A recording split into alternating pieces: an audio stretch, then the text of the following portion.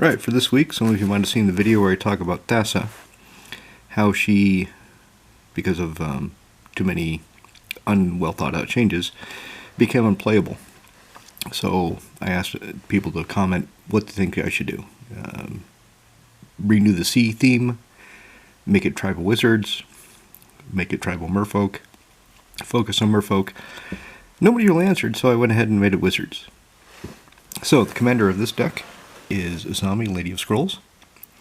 5 for a 0/2 that I can tap an untapped wizard I control to draw a card. So pretty strong in this deck, if it works out. Also, there is a potential to kill with commander damage with the 0/2. Let's get into it. So, what does Azami have? Okay, first equipment. So she has a Lightning Greaves. 2 for a 0 equipping artifact. Gives the creature Shroud and Haste. Sword of Feast and Famine. Creature gets protection from black and green, +2/+2. And untaps all my lands if it connects. And that player has to discard a card. The number one reason it's in there is the untapping my lands. Sword of Light and Shadow. Another sword. Protection from black and white. Creature gets +2/+2. When it connects, I get to raise dead and healing self. Well, not really healing self. I forget what the, or even if there is one that just, you gain 3 life. So the main reason that this is in here is for the raise dead, because I don't have a lot of recursion in this deck. Cage Sun. 6 for a artifact. All my creatures of a type or is it color? Choose a color, yep. So all my blue creatures, because I would obviously choose blue, being a mono blue deck, would get +1/+1. All my lands that make blue produce an extra blue. So my islands would tap for 2. Coat of Arms. I have a Maskwood Nexus in here. So if I have a Maskwood Nexus in play, and this, all my creatures essentially gain +1/+1 for each other creature in play. All of them. So that's how she can kill with commander damage, if it works out. Cryptic Gateway. Tap 2 untap creatures you control. Choose a creature in your hand that shares a creature type with them and put that into play. So this will help me get my higher casting wizards out. Crystal Shard. 3 mana for an artifact. Spend blue or 3, tap. Return target creature to its owner's hand unless they pay 1. Since I'm planning to use this on my creatures, I won't be paying the 1, and I'll just be putting them back in my hand. Elixir of Immortality. One of the only other life gain card I have, in addition to the Sword of Light and Shadow. So, at instant speed, if somebody's trying to wipe out my graveyard, I can shuffle it back in my library and gain 5 life from my trouble. And the shuffle's in 2. Liquid Metal Coating. Tap, target permanent becomes an artifact in addition to other types. This is in here because I have Mages of the Unseen, so I can basically turn anything, including lands, into an artifact, and steal it until end of turn with Mages of the Unseen. There we go, Maskwood Nexus. So all my creatures in play, in my hand, pretty much anywhere, are all creature types at all times. 3 tap, put a shape-shifting token into play that is all creature types. So this will help me get more wizards out. Mana Vault. 1, tap, add 3. During my upkeep, pay 4 or suffer 1 point of damage. Obviously, starting at 40 life, that's not too much of a concern. Nyx Lotus. 4 comes into play tapped, unfortunately, but tap.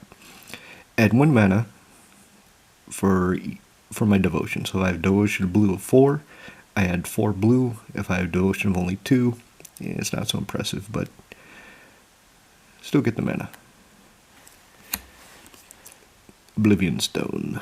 Well, I need some way to wipe the board, don't I? So 3,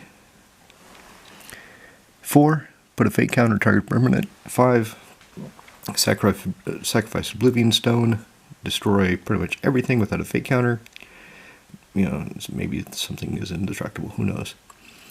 And then remove all fate counters that I've accumulated on different permanents from the game. Sapphire Medallion. Being mono blue, this cuts down the casting cost of all of my blue spells by 1. Soul Ring. I'm sure everybody that plays Commander knows exactly what this is. Nothing more needs to be said.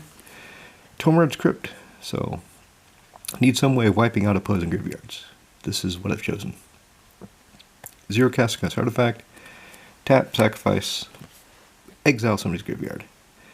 Vidalcan Shackles. 3. And then 2, tap, gain control of target creature with, is it the islands I control? Yep. With power less than or equal to the number of islands I control. And I may choose not to untap it so I can keep that creature. Or I can let it go and get something more interesting. Options. Options are always nice. This is something I've never played with before. Kasmina Enigmatic Mentor. So, Planeswalker. Spells my opponent's cast that would target me or creature I control. Costs 2 more. No, it's only creatures and Planeswalkers. It's not me. She doesn't protect me.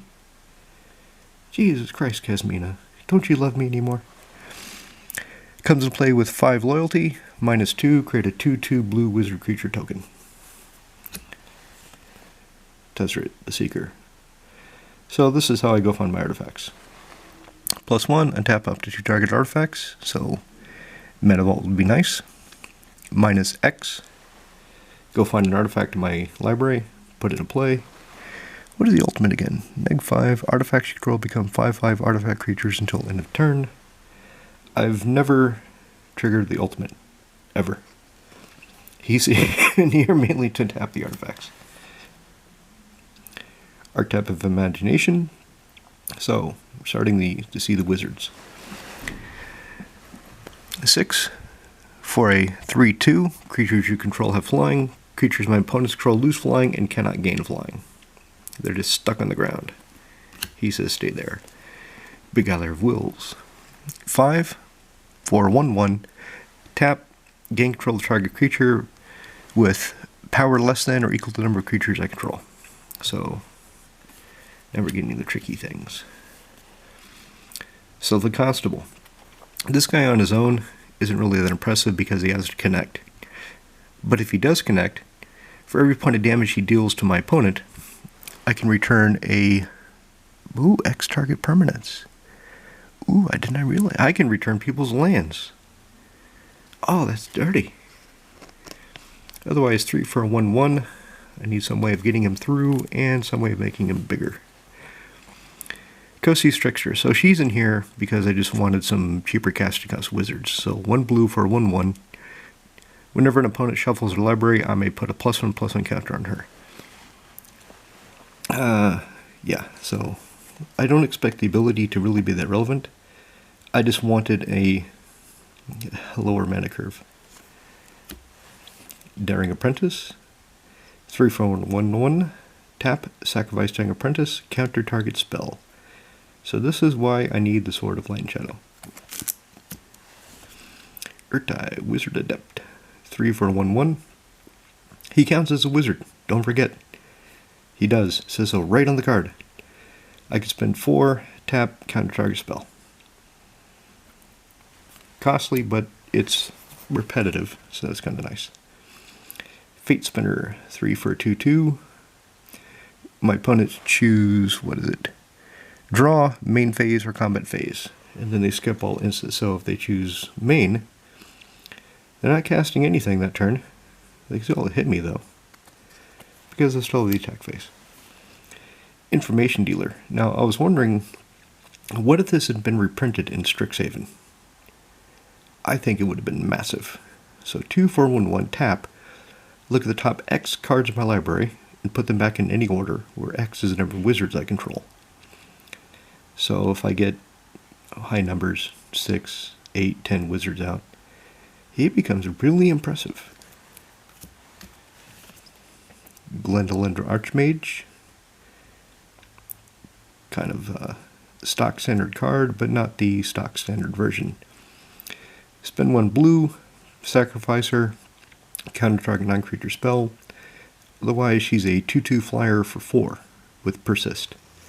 So that's a creature I'd be bouncing back with the Crystal Shard. Harbinger of the Tides. So this comes out of the Merfolk section. Excuse me.